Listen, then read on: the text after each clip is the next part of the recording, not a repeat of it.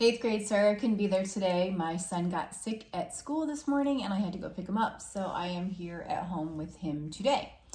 And so I know we were working on our slab boot camp. And so I really want you to finish up that cube today.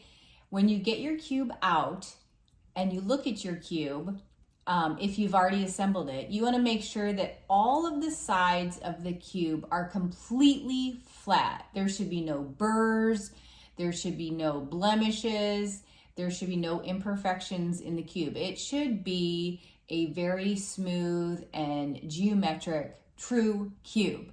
So if it is not, if you have sides that are going in, they're like bent like this, you need to probably take that cube partially apart and then blow dry it more so it stiffens up a bit, and then reattach the walls so that it stays together better.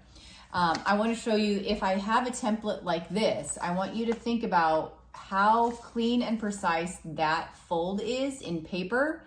Your folds on your cube, your actual clay cube, your ceramic cube, should be like that as well. So if you need to roll a coil of clay and fill in a gap and then smooth it out with slipping and scoring, then so be it.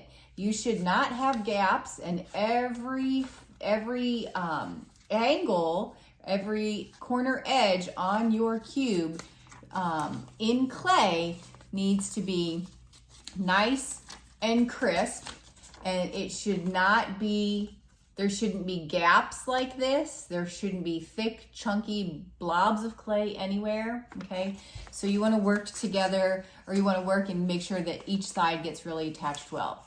Also, we weren't going to embellish these, but because the plans for today kind of got thrown out the window and I had to come home, I want you to, after you get your clay cube fully assembled and fully smooth, if it's blow dried enough to where it's stiff enough and it's keeping its shape when it's attached and it is not doing that concave thing that I talked about, if it's nice and smooth and keeping that cube shape, I then want you to embellish each side according to your interests and passions.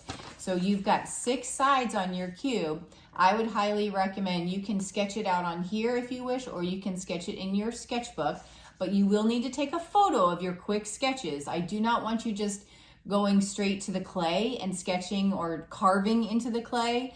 You need to sketch out your idea first.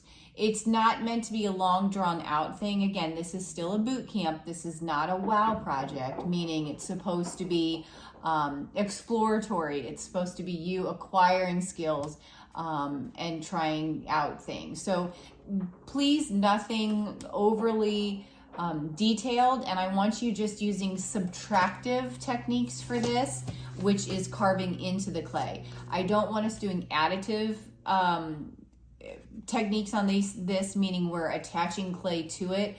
I don't want you to use coils or put blobs of clay onto it by slipping and scoring. I just want you to use tools to carve out, okay?